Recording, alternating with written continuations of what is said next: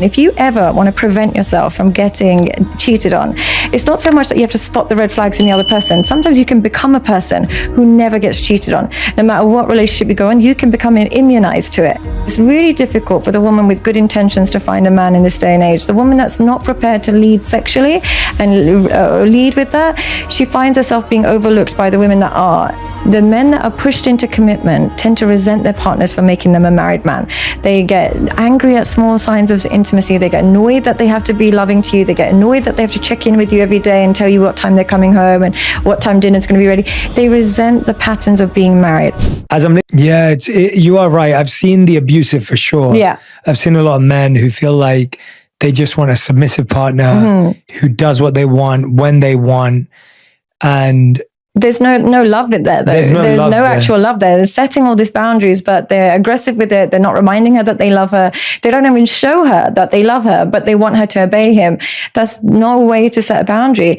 And other men are just too on the soft side, and then she forgets what he actually truly wants because he's kind of people pleasing. So finding that balance is something that's become difficult. Yeah, it's so interesting you said that, because I was thinking about, so my mom was the breadwinner in my house, and she did everything for me and my sister. And my dad was aloof. He was kind of checked out. And it's so interesting you said the male role model piece, because two things happened for me. One thing was my male role models were monks who were really good men. Aww. And then on the other side, I saw my mum strain and struggle and pain. And that made me want to be a better man. Yeah. But that's because she was vulnerable with me about it. Yeah. So because I could see that my mum didn't have an easy life, I was convinced that when I got married, if I ever got married, that I would never let my wife work that hard. But that's a really common trait that the other type of man experience. Some men, because they saw their mum really struggle, they just want to relieve their partner of all struggles. So the other way that they can go is that they want to save a lot of women. And what ends up happening is that they really want to make sure that she has no troubles and she lives a life of complete comfort. The problem is when you remove all struggle from anybody's life, they lose purpose. Yeah. And they actually resent you for not allowing them to problem solve themselves. So some men in that position, what they'll end up doing, I'm not saying this was you, but generally sometimes those men, they want to protect their partner from any kind of pain and stress. And in the process of doing that, they can either become a bit people pleasing or just solve every problem that she could potentially have. Either or, she doesn't actually get to fulfill her own potential, and it can lead to resentment. So either way, unfortunately, the lack of male role model has a significant impact on how they behave with women. Yeah, I love that perspective, and it's such a fine line. And I would argue that probably while I was dating, I was that kind of guy. It was only when I got married to Radhi did I upgrade to actually realizing that I needed my partner to also pursue her purpose, discover what it was, understand it. And that took a while. Yeah. And did you find that? Do you have that habit? Because a lot of men in that position, sometimes they'll choose women that are heavily traumatized, or they choose women that have never had any work and no work, or they might choose somebody who is just really struggling with some addictions. And they like that because then they're like, I can just show you and help you and help you recover. But the problem is sometimes when those women do recover, they want a man with higher self-esteem, somebody who wouldn't tolerate so much of that negative behavior. So they actually, so sometimes I'll meet men who like, she had this addiction, she was an alcoholic, she was traumatized from sexual abuse. I helped her get through all of it. But when she's recovered, she's actually looking at him like, why did you tolerate all of that? Why did you select this? There must be something wrong with you. I actually want somebody who's got a higher selection process now. Sometimes they can lose that woman that they have. And women suffer from this as well. They think that if I just show him I'm consistent, caring and loving, I'll get him through the addictions.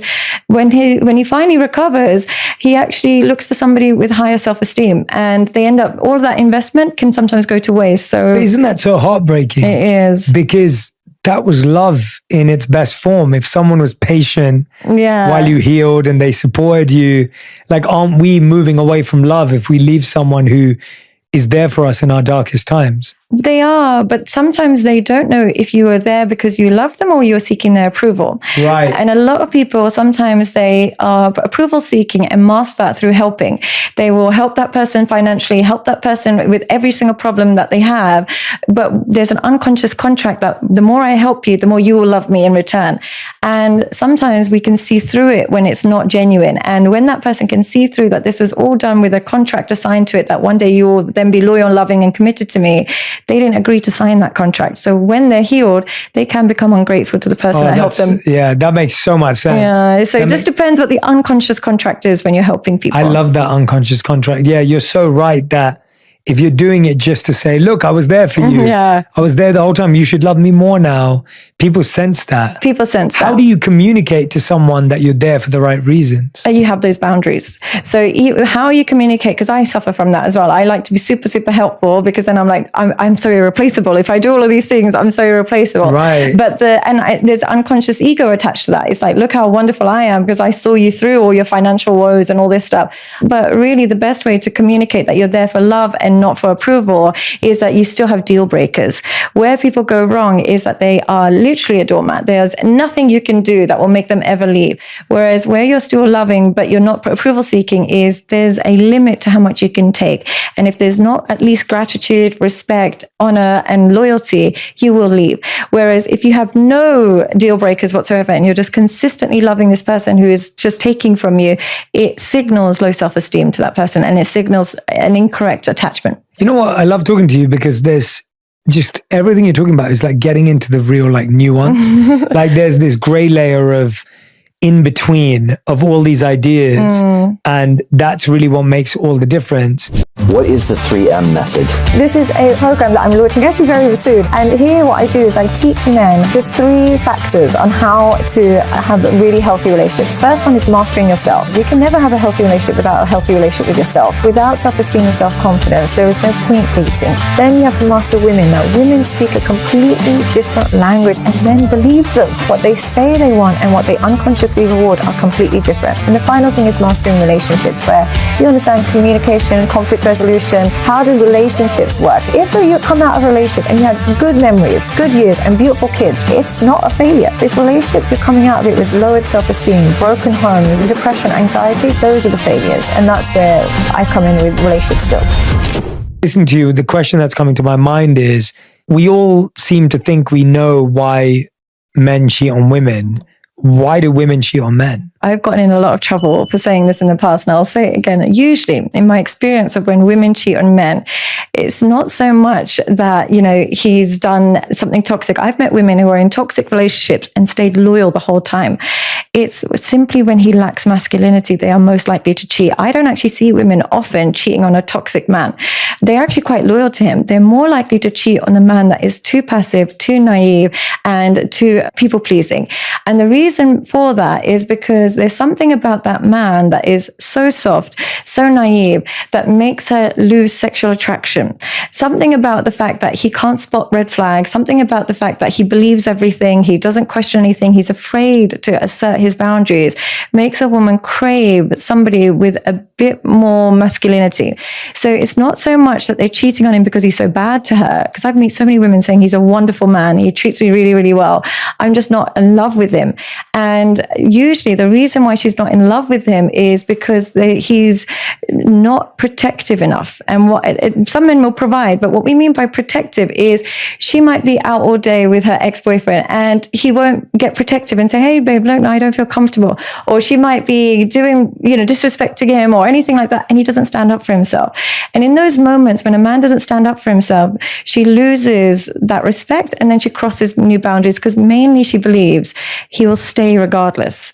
And when we give our partners the belief that regardless of how you behave, I will forgive and maintain consistent, I'll love you regardless, we think we're showing them unconditional love.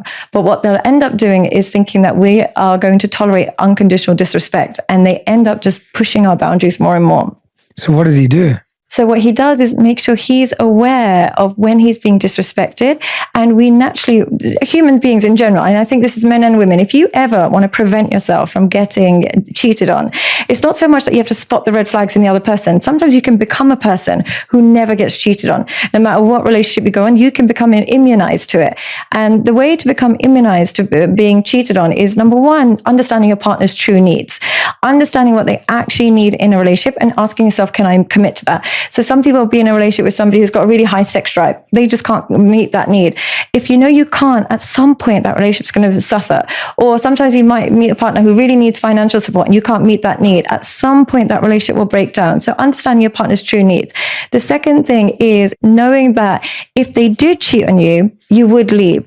If you give the signals to your partner that you wouldn't leave no matter what they do, and you don't meet the needs of each other, chances are that relationship will end in infidelity.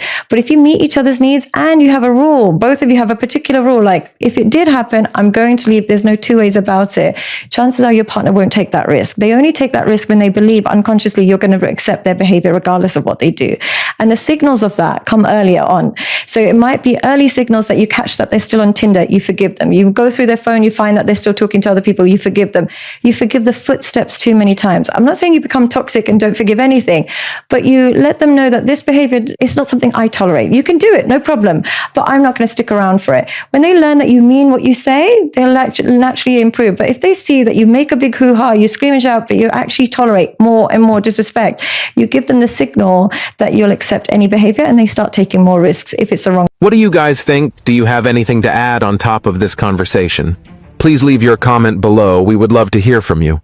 Thank you for making it this far. If you like this video, you might want to share it with a like-minded friend. Thank you, and as always, stay blessed.